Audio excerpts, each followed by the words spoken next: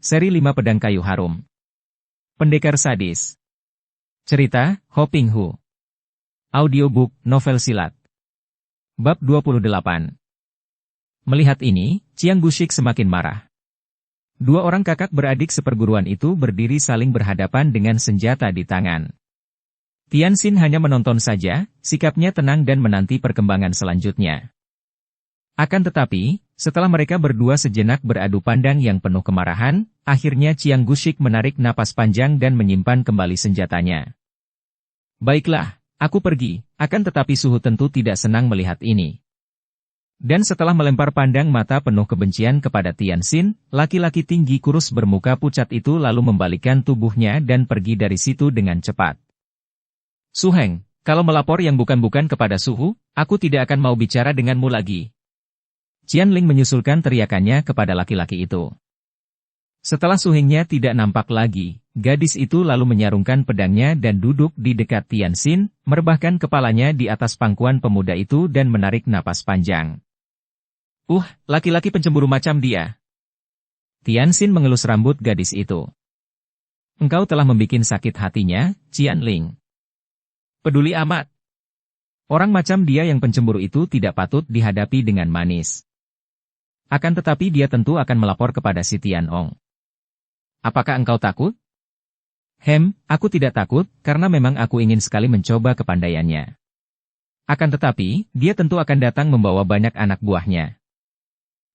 Engkau belum mengenal betul watak Suhuku. Qianling berkata mencela. Dia adalah seorang datuk yang gagah perkasa dan tinggi kedudukannya. Kau maksudkan dia mau mengeroyokmu? Jangan memandang rendah, Tianxin. Guruku tidak pernah mengeroyok orang. Kalau begitu, biar dia datang dan aku akan mencoba kepandaiannya. Engkau akan kalah. Kalau begitu, biar engkau melihat aku mati di tangannya. Qianling lalu merangkul. Kau begitu kejam, mengeluarkan kata-kata seperti itu? Kalau engkau mati, aku akan merana, aku akan berduka, aku akan kehilangan kekasihku. Aku amat mencintamu dan aku yang akan melindungimu, jangan kau khawatir. Memang Tianxin tadi sengaja hendak membuat wanita ini benar-benar tunduk kepadanya. Dia dapat menduga bahwa dengan wajah cantiknya, dengan tubuh mudanya, sedikit banyak wanita ini tentu memiliki pengaruh terhadap si Tianong, bahkan Su Hengnya tadi pun tunduk kepadanya. Dengan kewanitaannya yang memiliki daya tarik luar biasa ini, tentu Qianling dapat menguasai Su Hengnya dan juga gurunya sendiri kalau benar seperti yang diceritakan Qianling bahwa si Tianong bukan hanya gurunya dan pengganti orang tuanya, melainkan juga menganggapnya sebagai kekasih. Dua orang muda itu seperti lupa akan segala, hanya menuruti gairah nafsu berahi dan mabuk dengan permainan cinta mereka. Mereka itu tiada ubahnya sepasang pengantin baru yang tahunnya hanya makan minum dan bermain cinta. Qianling melayani kekasihnya dengan mencarikan buah-buahan, memanggang daging kelinci dan kambing hutan dan hubungan antara mereka menjadi semakin mesra saja. Dan pada keesokan harinya, ketika matahari meneroboskan cahaya melalui celah-celah daun pohon dan menimpa tubuh mereka, menggugah mereka dari tidur nyenyak karena kelelahan, mereka terbangun dengan gembira dan dengan sinar mata saling pandang penuh kemesraan. Tianxin maklum bahwa kalau dia tidak hati-hati, dia bisa benar-benar jatuh cinta kepada wanita cantik yang merupakan wanita pertama yang pernah memilikinya. Akan tetapi, setelah mereka mandi di sumber air dalam hutan dan sarapan pagi dengan daging panggang, tiba-tiba muncullah si Tianong yang memang sudah mereka duga sewaktu-waktu tentu akan muncul juga. Kemunculan datuk kaum sesat wilayah barat ini hebat sekali. Mula-mula terdengar suaranya, suara yang berat dan parau, namun yang datangnya entah dari mana, tahu-tahu terdengar suara itu seperti dekat sekali dengan mereka, memanggil nama muridnya. Qianling, di mana kau? Mendengar suara ini, agak berubah wajah gadis itu. Betapapun juga, diam-diam darah ini memang merasa jerih sekali terhadap suhunya yang sakti, dan diam-diam ia mengkhawatirkan keselamatan kekasihnya. Mendengar suara ini, ia pun tidak berani berayal lagi dan menjawab sambil mengerahkan kaikangnya, karena ia tahu bahwa suhunya itu masih jauh, mungkin masih berada di luar hutan. Tecu di sini, Suhu. Berkata demikian, ia memberi isyarat kepada Tianxin untuk berhati-hati. Pemuda itu tetap duduk di atas rumput, kelihatan tenang saja walaupun jantungnya berdebar tegang dan seluruh syaraf di tubuhnya telah siap siaga menghadapi segala kemungkinan. Tiba-tiba ada angin bertiup dari arah selatan. Tianxin cepat memandang dengan penuh perhatian ke arah itu. Terdengar suara berkeresekan seperti ada binatang buas datang dari tempat itu dan nampak daun-daun kering berhamburan seperti dilanda angin ribut. Melihat ini, Qianling sudah menghadap ke arah itu sambil merangkap kedua tangannya memberi hormat sambil berkata, "Suhu." Pemberian hormat dari Qianling ini sederhana saja, tidak berlutut seperti kebiasaan murid terhadap gurunya. Hal ini saja sudah membuktikan bahwa hubungan antara guru dan murid ini lebih akrab daripada guru-guru dan murid-murid lainnya. Tianxin memandang penuh perhatian dan dia kagum juga ketika melihat bayangan seorang laki-laki tinggi besar datang dengan gerakan yang amat gagah dan tangkas. Apalagi setelah laki-laki itu berdiri tak jauh dari tempat itu, dia memandang kagum. Tidak seperti Pasan Kui yang berpakaian seperti seorang kakek hartawan, si Tianong ini merupakan seorang kakek yang bertubuh tinggi besar dan gagah sekali. Usianya lebih muda daripada Paksan Kui, belum ada 60 tahun, dan tubuhnya yang tinggi besar itu cocok dengan kulit mukanya hitam. Namun, bukan hitam buruk, melainkan hitam legam yang halus dan membuat dia nampak gagah. Mengingatkan orang akan tokoh Tio Fi, yaitu tokoh cerita Semkok yang gagah perkasa, dengan pakaian yang tidak terlalu mewah, mukanya yang hitam itu dihias sepasang mata yang lebar dan bundar, bersinar-sinar seperti mata harimau. Dari gerak-geriknya dan wajahnya terbayanglah kejantanan, kegagahan, kekasaran dan tidak suka berpura-pura. Rambutnya digelung ke atas, model rambut tosu dan tangan kirinya memegang sebatang tongkat. Inilah si Tianong yang amat terkenal itu, pikir Tianxin tanpa bangun dari tempat duduknya. Dia memang sengaja bersikap tak acuh untuk membangkitkan penasaran dalam hati datuk itu. Apakah Suhu datang karena dibakar oleh ocehan dari Chiang Suheng? Qianling bertanya dan cara darah itu bertanya demikian terbuka juga menunjukkan bahwa ia memang sudah biasa bersikap seperti itu terhadap gurunya. Semenjak kemunculannya, sepasang mata yang terbelalak itu sungguh mengingatkan Tianxin akan mata tokoh Tio Fi, selalu menatap kepada Tianxin yang masih duduk di atas rumput. Menurut cerita Semkok, sepasang mata Tio Fi juga selalu terbelalak dan tidak pernah atau jarang sekali dipejamkan sehingga pernah ketika tokoh Tio Fi itu berjaga sambil tertidur, sepasang matanya tetap terbelalak, membuat pasukan musuh ketakutan karena mengira bahwa orang gagah ini tidak tidur. Hahaha. Siapa mendengar ocehan orang? Aku hanya tertarik mendengar dari suhengmu, bahwa putra mendiang Pangeran Cheng Han Hou datang berkunjung. Dia itulah orangnya. Benar, Suhu, dia adalah Cheng Tianxin, putra mendiang Pangeran Cheng Han Hou jagoan nomor 1 di dunia itu. Dia datang karena ingin berkenalan dengan Suhu. Hahaha, yang jelas, dia telah berkenalan denganmu. Dan aku tidak menyalahkan engkau, Qianling. Dia memang tampan dan ganteng, mungkin seperti itulah ayahnya dahulu, si penakluk wanita itu seperti dikabarkan orang. Akan tetapi jagoan nomor 1 di dunia. Hahaha, hal itu harus dibuktikan dulu. Orang muda, mendengar engkau putra Pangeran Cheng, mari kau layani aku barang 10 jurus. Aku sudah mendengar akan sepak terjangmu selama ini. Tianxin bangkit berdiri dan menjura.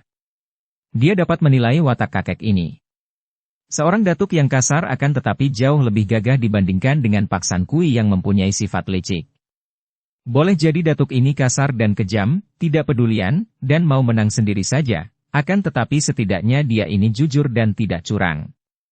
Tentu kakek ini sudah mendengar tentang dia, mendengar bahwa dia telah mengalahkan murid-muridnya dan juga mengalahkan putra Paksan Kui maka kini tertarik dan hendak mengujinya. Dia harus berhati-hati. Kalau seorang datuk sakti seperti itu sudah tahu akan keunggulannya, maka tentu datuk itu tidak akan memandang rendah dan akan mengeluarkan kepandaiannya. Lo Qianpui, sungguh aku merasa beruntung sekali dapat berhadapan dengan Lo Qianpui, karena sudah lama aku mendengar bahwa Lo Qianpui adalah seorang di antara Lo Qianpui di 4 penjuru dunia yang memiliki kesaktian tinggi. Aku yang muda memang mengharapkan petunjuk darimu. Setelah berkata demikian, Tianxin menjura dan berdiri dengan sikap menanti, waspada dan tenang. Hahaha, bagus sekali. Ternyata engkau patut menjadi putra pangeran yang pernah menggetarkan dunia Kangou itu. Nah, bersiaplah, orang Shi Cheng. Biar muridku menjadi saksi siapa di antara kita yang lebih unggul, aku, si Tianong, ataukah engkau, yang menggantikan Pangeran Cheng Han Hou. Ketika tertawa kakek itu kelihatan jauh lebih muda dari usianya, dan Tianxin tahu bahwa seorang laki-laki penuh kejantanan seperti ini tentu dapat menarik hati banyak wanita. Akan tetapi, sebelum kakek raksasa itu bergerak, Qianling sudah melangkah maju menghadapi suhunya dan berkata, "Suhu. Ada apa manis? Jangan Suhu mencelakakan dia." "Hahaha, kau khawatir aku merusak boneka mainanmu sayang? Jangan khawatir, di dunia ini masih banyak pemuda-pemuda yang lebih ganteng daripada dia. Tapi aku cinta padanya, Suhu." Sepasang mata yang sudah lebar itu terbelalak. "Kau? Cinta? Betapa bodohnya. Bukankah sudah sering kuajarkan kepadamu bahwa cinta adalah suatu kebodohan? Bahwa cinta hanya mendatangkan kesengsaraan hidup belaka?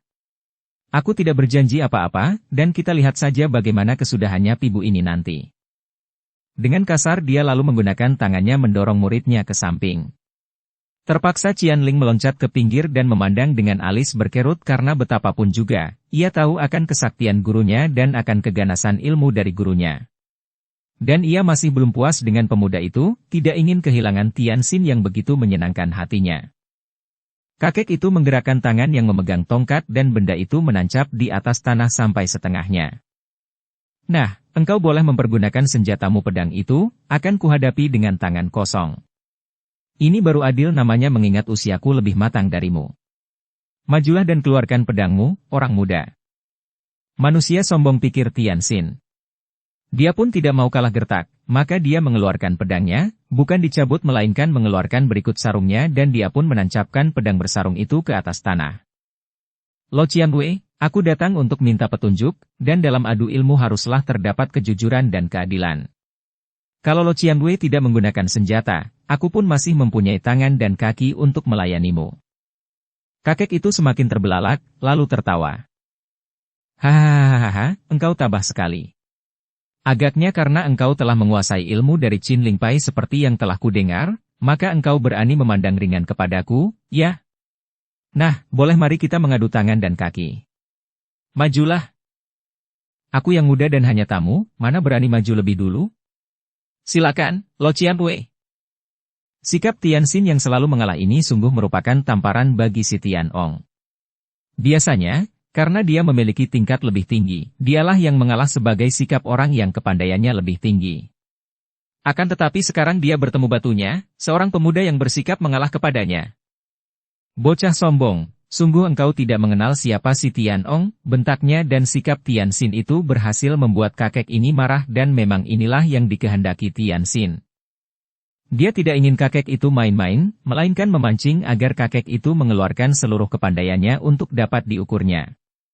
Setelah mengeluarkan bentakan itu, tiba-tiba saja kakek itu menerjang dan kedua lengannya yang berkulit hitam berbulu panjang dan besar itu menyambar dari kanan kiri, kedua tangannya dengan telapak tangan terbuka menyambar dari kanan kiri seperti orang hendak menepuk lalat.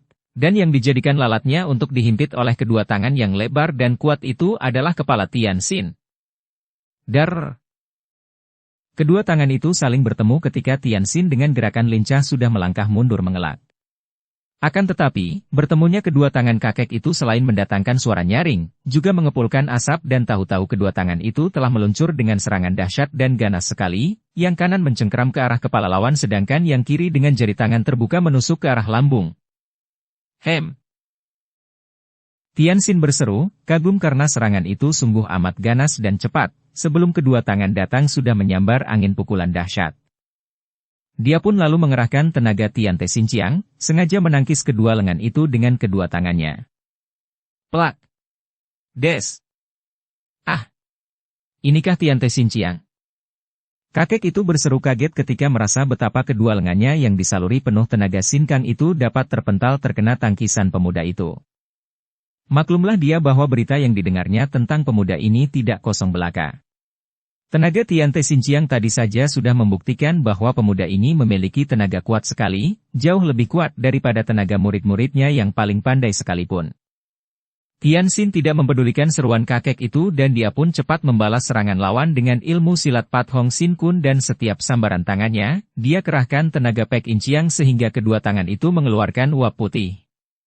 Dua ilmu ini dia pelajari dari Yap Kun Leong dan sekarang dia memiliki kesempatan untuk mempergunakannya dalam praktek melawan musuh yang tangguh. Dihujani serangan oleh pemuda itu, si Tianong cepat menjaga diri, mengelak dan menangkis sambil memperhatikan gerakan orang. Dia kagum sekali karena dia tidak yakin mengenal ilmu silat itu.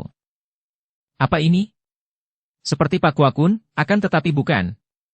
Dan Wa Putih ini, pernah aku mendengar tentang Pek In Chiang. Inikah ilmu itu? Tianxin mendesak terus tanpa menjawab, kemudian dia bahkan mengeluarkan ilmu-ilmu silat tinggi yang pernah dipelajarinya. Dia mengeluarkan beberapa jurus Tai Kek Sin Kun, Sanin Kun Hoat dengan tenaga Tian Te Sin Chiang. Kakek itu semakin kagum, karena semua ilmu itu dikenalnya sebagai ilmu silat yang benar-benar amat bermutu. Berkali-kali dia memuji dan dia sungguh-sungguh terdesak, padahal pemuda itu hanya mengeluarkan beberapa jurus dari ilmu silat masing-masing itu. Tianxin juga bukan seorang pemuda bodoh. Dia tahu bahwa lawannya adalah seorang datuk yang telah memiliki kematangan ilmu silat. Dia tidak mau dipancing seperti ketika menghadapi Pak San Kui, yaitu dipancing untuk mengeluarkan semua ilmu-ilmunya agar dapat dipelajari oleh datuk itu.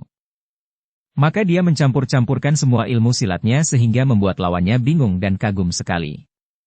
Karena maklum bahwa dia tidak akan mampu mempelajari ilmu-ilmu silat tinggi yang diselang-seling itu dan tahu bahwa kalau dia hanya bertahan saja, besar kemungkinan dia akan terkena pukulan yang cukup ampuh dan berbahaya. Kini si Tianong mengambil keputusan untuk menyudahi pertandingan. Tiba-tiba dia mengeluarkan teriakan yang parau menggetarkan bumi dan pohon-pohon di sekeliling tempat itu dan berdiri dengan kedua kaki dan tangan terpentang lebar. Pada saat itu, Tianxin sudah melakukan serangan pukulan ke arah dada kakek itu. Melihat kakek itu berdiri dengan dada terbuka, dan melihat betapa menyusul suara teriakan itu, tubuh si kakek mulai menggembung. Tahulah Tianxin bahwa kakek itu telah mempergunakan ilmunya yang mujizat, yaitu yang oleh Qianling disebut sebagai ilmu Hua Mokang. Akan tetapi dia tidak peduli dan memukul terus, untuk menguji sampai di mana kehebatan ilmu itu. Dia melihat betapa kakek itu sama sekali tidak mengelak atau menangkis, bahkan menyerahkan dadanya untuk dipukul. Bluk! Pukulan tangan kanan Tianxin yang menggunakan sepenuhnya tenaga Tian Te Sin Chiang itu tepat mengenai dada dan telinga Tianxin seperti mendengar suara tambur dipukul dan tangannya yang memukul itu tadi terpental kembali seperti memukul bola yang amat keras dan kuat. Tubuhnya sendiri sampai terhuyung terbawa oleh kembalinya tenaga Tian Te Sin Chiang melalui tangannya dan untuk menjaga keseimbangan tubuhnya, dia sudah berloncatan jungkir balik mematahkan tenaga yang membalik itu. Hahaha, bagaimana pendapatmu dengan ilmuku, orang muda? Dapatkah engkau melawannya? Si Tianong tertawa pula, puas dan girang hatinya melihat lawannya terkejut menghadapi ilmunya. Lo Qianpui, ilmumu memang hebat, akan tetapi jangan mengira bahwa aku sudah kalah. Setelah berkata demikian, pemuda itu menerjang ke depan lagi, dan kini dia menggunakan kedua tangannya untuk menyerang bagian-bagian tubuh yang tidak terlindung oleh Hua Mokang itu, seperti mata, hidung, bagian muka, lalu bagian tubuh yang tulangnya menonjol dan tidak terlindung oleh daging, seperti tulang pundak, tenggorokan, sambungan siku, lutut dan sebagainya. Ah, kau memang cerdik. Kakek itu berseru dan repot melindungi bagian-bagian yang terserang itu. Akan tetapi karena tubuhnya sudah menggembung, maka mudah saja baginya, dengan hanya menggerakkan sedikit tubuhnya, maka bagian-bagian yang terserang adalah bagian yang terlindung hawa Hua Mokang. Dan kini, begitu tubuhnya terpukul, otomatis tangannya membalas serangan dari samping. Blung, des. Ketika tangan Tianxin dengan kekuatan menyambar ke arah pundak untuk membikin patah tulang pundak kiri, kakek itu miringkan tubuhnya sehingga pukulan itu mengenai dadanya, dan pada saat yang sama tangannya sudah menampar punggung Tianxin. Tubuh pemuda itu terpelanting dan bergulingan saking kerasnya pukulan lawan. Akan tetapi untung baginya bahwa dia tadi sedang mengerahkan tenaga Tian Te Sin Chiang sehingga tubuhnya pun menjadi kebal, terlindung oleh tenaga itu. Dia tidak terluka, sungguh pun guncangan tenaga hantaman yang keras itu sempat membuat isi dadanya tergetar dan napasnya menjadi agak sesak. Hahaha. Si Tianong tertawa girang dan bangga. Tianxin menjadi penasaran dan juga marah. Dia sudah menerjang lagi, menusukkan telunjuk dan jari tengah ke arah sepasang mata lawan. Ketika lawannya miringkan tubuh, dia menghantam ke arah tenggorokan. Kakek itu menaikkan tubuh dan miring, sehingga kembali pukulan itu luput dan mengenai dada, dan pada saat itu kakek itu menggunakan kedua tangannya untuk mencengkeram tengkuk dan punggung Tianxin dengan jalan merangkulnya seperti seekor beruang. Akan tetapi, tiba-tiba kakek itu mengeluarkan teriakan keras. Augh! Kakek itu terkejut bukan main karena begitu kedua tangannya mencengkeram, tenaga Huamokang itu memberojol keluar melalui kedua tangannya dan tersedot masuk ke dalam tubuh pemuda itu. Tikai Beng, teriaknya dan tiba-tiba saja tubuhnya seperti bola terisi penuh angin yang bocor, mengempis kembali dan seluruh tenaganya lenyap sehingga dengan sendirinya tenaga sedot Tikai Beng juga tidak berguna lagi dan terlepaslah kedua tangan yang melekat itu. Kakek itu cepat melempar tubuh ke belakang dan sebelum pemuda itu dapat menyerangnya, dia telah bergulingan ke arah tongkatnya dan meloncat lagi, dengan tongkat di tangan. Mukanya berubah merah sehingga menjadi semakin hitam, dan sepasang matanya seperti mengeluarkan api. Peristiwa tadi, dalam segebrakan ketika dia dikejutkan oleh Tikai Beng, sungguh merupakan tamparan baginya. Biarpun dia belum dapat dikatakan kalah, namun segebrakan tadi menunjukkan bahwa pihak lawan lebih unggul. Tak mungkin dia dapat dikalahkan oleh seorang pemuda remaja seperti itu. Orang muda Shi Cheng, engkau memiliki banyak sekali ilmu tangan kosong yang hebat-hebat, bahkan Tikai Beng yang baru sekarang kusaksikan sendiri sempat mengejutkan hatiku. Nah, aku sudah terlanjur memegang tongkat, mari kita main-main dengan senjata. Tianxin maklum bahwa kakek itu tentu akan mengeluarkan ilmu tongkatnya yang menurut Qianling merupakan ilmu simpanan kakek itu yang amat hebat di samping ilmu Huamokang tadi. Dia tadi sudah tahu akan ilmu Huamokang yang amat dahsyat, akan tetapi dengan Tikai Beng, dia akan dapat menghadapi Huamokang sehingga dia tidak perlu lagi takut terhadap ilmu kakek itu.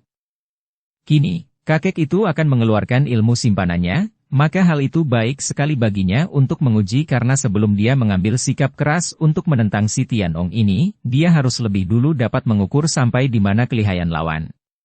Maka dia pun meraih pedang berikut sarungnya yang tadi dia tancapkan di atas tanah dan di lain detik sudah nampak sinar perak berkilauan ketika dia mencabut Gin Huaqiam dari sarungnya. Aku akan melayani Lo Qianpui dan mohon petunjuk, katanya dengan sikap merendah. Akan tetapi karena tadi dalam gebrakan terakhir dia merasa dirugikan, kini melihat sikap merendah itu bagi si Tianong seperti ejekan saja, maka sambil mengeluarkan bentakan keras dia pun mulai menyerang dengan tongkatnya. Tongkat itu terbuat dari kayu biasa saja, akan tetapi begitu digerakkan oleh tangan yang besar dari si Tianong, berubahlah tongkat itu menjadi gulungan sinar yang menyambar-nyambar dan mengeluarkan bunyi aneh, juga gerakan-gerakannya amat aneh. Tahu-tahu ujung tongkat itu telah melakukan totokan bertubi-tubi sehingga ketika Tianxin menangkis dan mengelaknya, ujung tongkat itu secara berantai telah melakukan 13 kali totokan sambung menyambung ke arah jalan-jalan darah maut di sebelah depan tubuh lawan. Tianxin terkejut bukan main. Tidak keliru keterangan Qianling. Memang ilmu silat kakek ini menjadi luar biasa hebatnya setelah dia memegang tongkat. Belum pernah dia melihat ilmu tongkat sehebat ini, dan ujung tongkat itu tergetar menjadi banyak sekali. Inilah yang membuat ilmu tongkat kakek itu amat berbahaya, karena ujungnya yang tergetar dan kelihatan menjadi banyak itu sukar diketahui mana yang asli dan mana bayangan-bayangannya. Hal ini membuat tongkat itu amat berbahaya. Juga Tianxin teringat akan ilmu Siambok Kiamsut, ilmu pedang kayu harum, yang pernah dipelajarinya dari ibu kandungnya. Siambok Kiamsut juga memiliki dasar yang membuat sebatang pedang kayu sama ampuhnya dengan sebatang pedang pusaka. Akan tetapi gerakannya jauh berbeda dengan ilmu tongkat kakek ini sehingga dia tetap belum dapat menyelami dan dalam gebrakan pertama itu, dia terdesak hebat.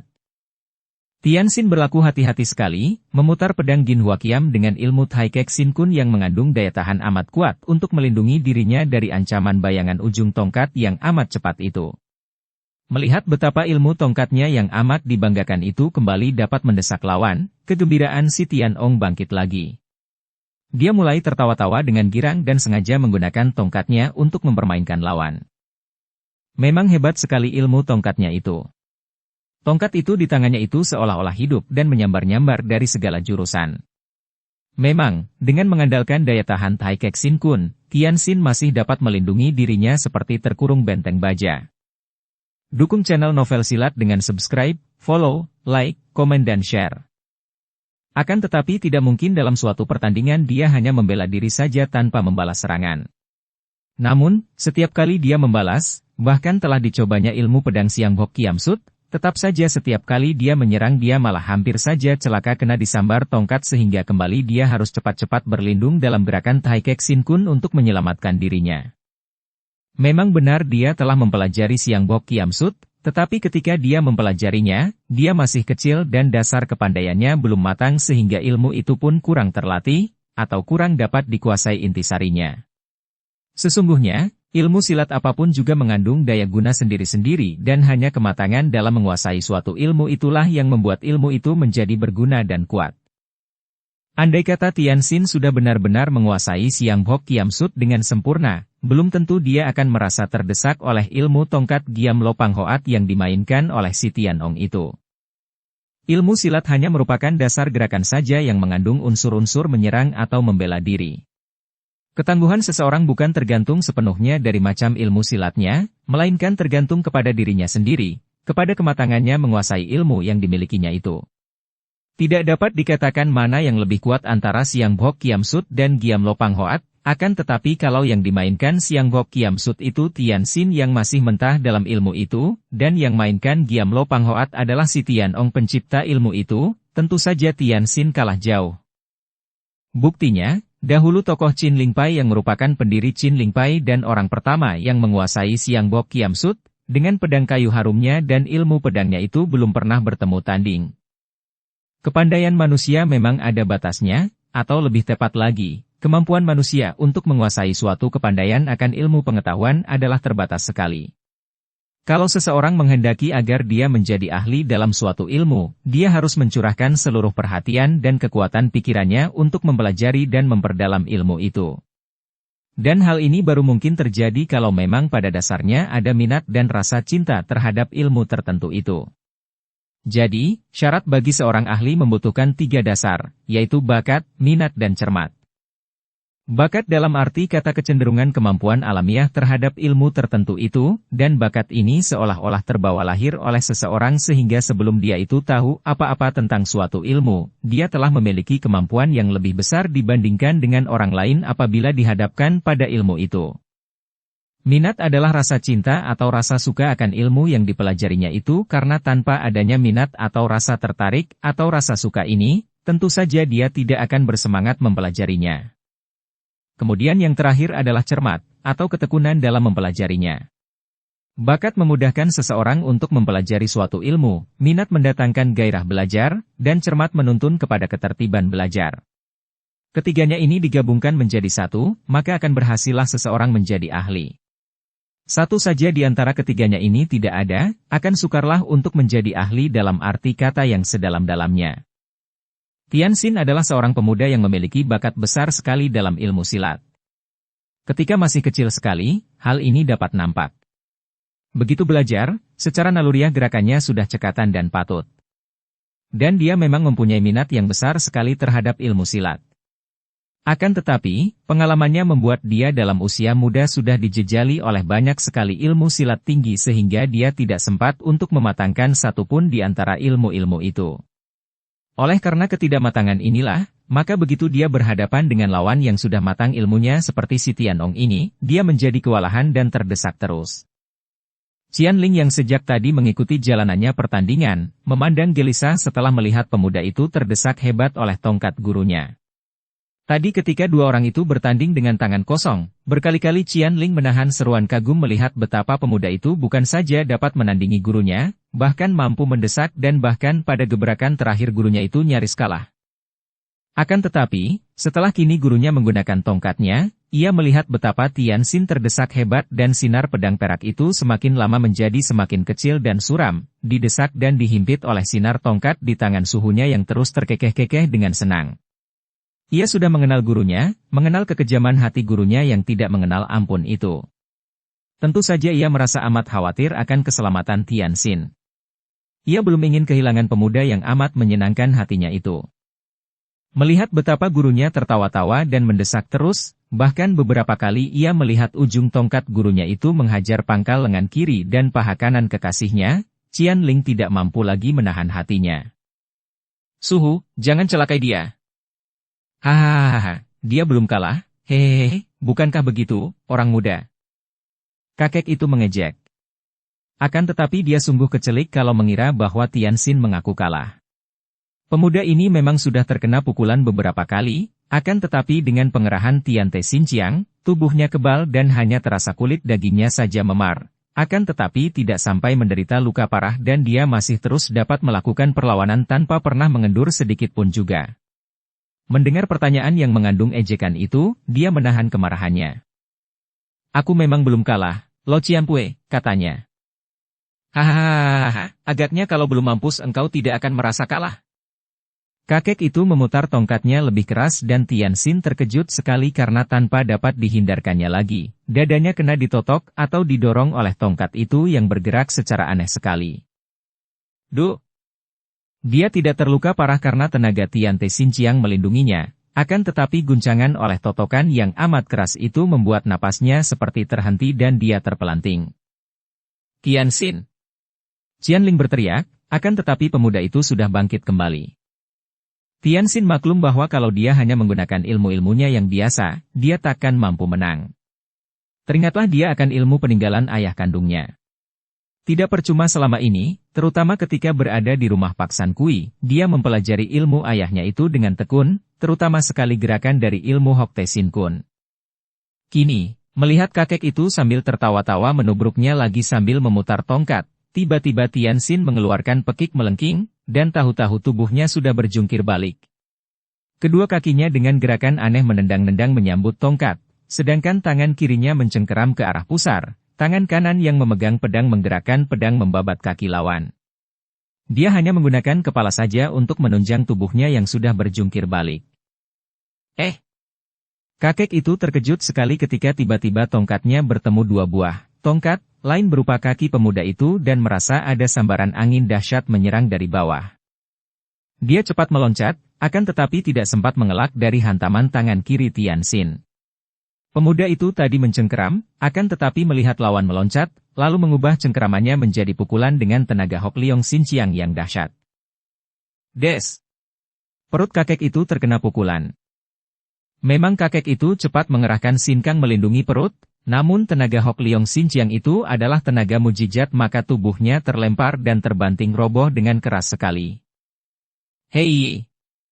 Saking kagetnya kakek itu berseru heran, akan tetapi ketika dia bangkit berdiri, mukanya menjadi merah saking marah dan malunya.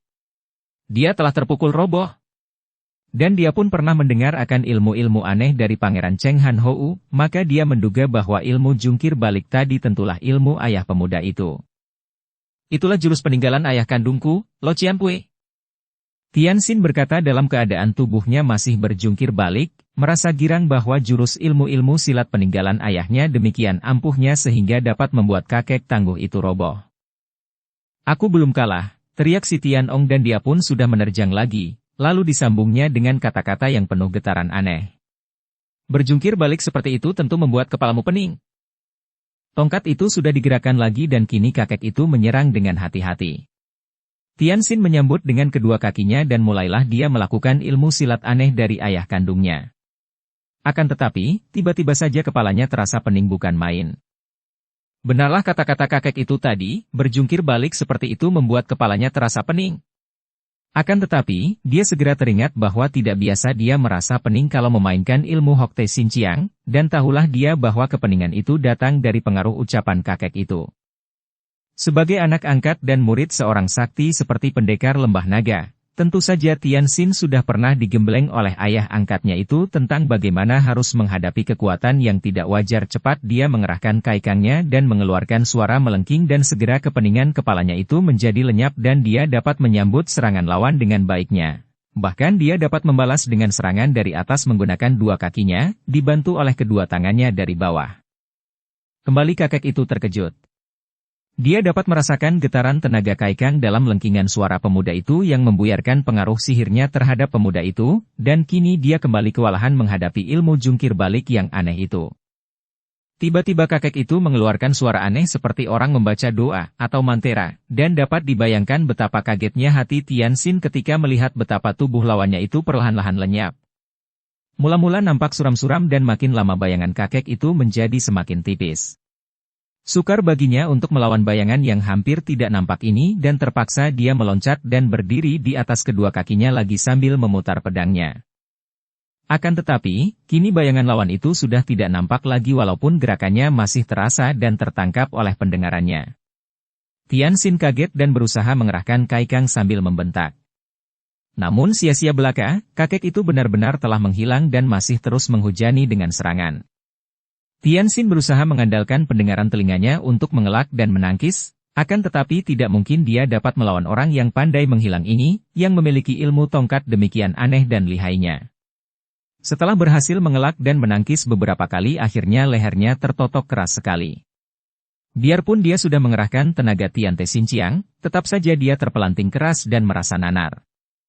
Dia cepat mengerahkan tenaga Tikai Beng untuk menjaga diri dan membalas pukulan lawan, akan tetapi tiba-tiba pundaknya tertotok dan ternyata yang menotoknya itu adalah tongkat yang diluncurkan dan karena tongkat itu tidak dipegang orang, maka tentu saja Tikai Beng tidak dapat menyerap apa-apa dan jalan darah Tian Huhiat tertotok dengan tepat dan keras, mengakibatkan tubuh pemuda itu menjadi lemas dan lumpuh sama sekali. Hahaha, akhirnya engkau terpaksa harus mengakui keunggulanku, orang muda. Kakek itu tertawa dan kini kakek itu pun dapat nampak kembali oleh Tianxin. Pemuda ini memandang dengan sinar mata penuh penasaran. Lo Qianpui telah menggunakan ilmu siluman, katanya memprotes. Hahaha, dan sekarang aku akan membuatmu menjadi siluman tanpa kepala, kata kakek itu yang segera memungut pedang Ginwa Qiam yang terlepas dari tangan pemuda itu, agaknya bermaksud untuk memenggal kepala Tianxin. Kakek ini melihat pemuda itu merupakan seorang lawan yang amat berbahaya dan kelak dapat mengancam kedudukannya, maka dia mengambil keputusan untuk membunuhnya saja. Suhu, tahan. Qianling sudah menjerit dan gadis ini sudah menubruk tubuh Tianxin, melindunginya dari ancaman gurunya. Suhu tidak boleh membunuhnya. Hehehe, siapa yang melarangku dan mengapa tidak boleh? Suhu, dia datang untuk mengadu ilmu dengan Suhu sebagai orang muda minta petunjuk, bukan sebagai musuh. Adu pibu batasnya hanya kalah atau menang, dia sudah kalah mengapa harus dibunuh? Dan kedua, Suhu tidak bisa membunuhnya karena aku cinta padanya. Hohohahaha. Cintamu hanya sedalam kulit, dan apa susahnya mencari pemuda yang lebih ganteng daripada dia? Dan aku membunuhnya bukan karena bermusuhan, melainkan mengingat bahwa dia telah memberontak, pernah membikin kacau di Suzhou dan di Lokyang. Kalau aku membunuhnya, bukankah itu berarti kita akan memperoleh jasa telah membunuh seorang pemberontak? Si Tianong, harap Lo Qianpui tidak bicara tentang pemberontakan. Siapakah yang memberontak? Antara Lo Qianpui dan aku ada persamaan bukan? Memang aku telah menyiksa si busuk Hua Taijin itu, orang macam dia mana ada harganya dijadikan sekutu? Akhirnya hanya akan mencelakakan sekutu-sekutu saja. Lo Qianpui, kalau Lo Qianpui, Pak San Kui Lo Qianpui dan juga Lam Xin, bersama-sama dengan aku membantu kekuatan dari utara, bukankah kita merupakan persekutuan yang lebih kuat lagi? Mendiang kakekku, Raja Sabutai di utara juga memiliki pasukan yang kuat dan aku dapat mengumpulkan mereka kalau waktunya tiba. Akan tetapi, jangan mengira bahwa kata-kataku ini hanya untuk melindungi nyawaku. Kalau Lo Qianpui mau membunuhku silakan, aku bukan orang yang takut mati. Sejenak kakek hitam tinggi besar itu tertegun. Kakek ini paling suka akan kegagahan dan kejujuran dan memang dia sudah kagum sekali terhadap kegagahan pemuda ini. Akan tetapi dia juga khawatir akan kegagahan yang kelak akan mengancam kedudukannya itu. Tiba-tiba dia mendapatkan pikiran yang baik sekali. Kekalahannya melawan pemuda itu terutama sekali karena pemuda itu memiliki ilmu jungkir balik tadi, ilmu yang pernah didengarnya menjadi ilmu simpanannya mendiang Pangeran Cheng Han Hou. Cheng Tianxin, di dunia Kangou dikenal dengan istilah balas membalas budi dan dendam mendendam. Nyawamu berada di tanganku, dan kalau sekali ini aku mengembalikan nyawamu, lalu apa yang dapat kau berikan kepadaku sebagai balasannya? Tianxin adalah seorang pemuda cerdik dan dia pun tahu bahwa kelemahan satu-satunya bagi para datuk ilmu silat seperti Pak San Kui dan juga si Tianong ini, kalau bukan kedudukan tinggi tentu juga ilmu silat. Akan tetapi dia pura-pura tidak tahu dan bertanya. Lo Qianpui, apakah yang dapat kuberikan kepada Lo Qianpui? Harta milikku hanya pedang itu, dan beberapa macam ilmu silat yang telah dikalahkan olehmu.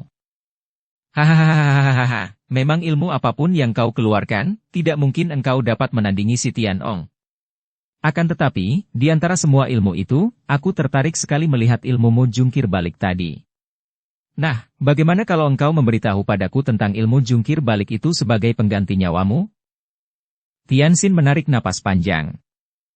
Ilmu itu adalah peninggalan dari mendiang ayahku, Cheng Han Hou, dan merupakan ilmu pusaka.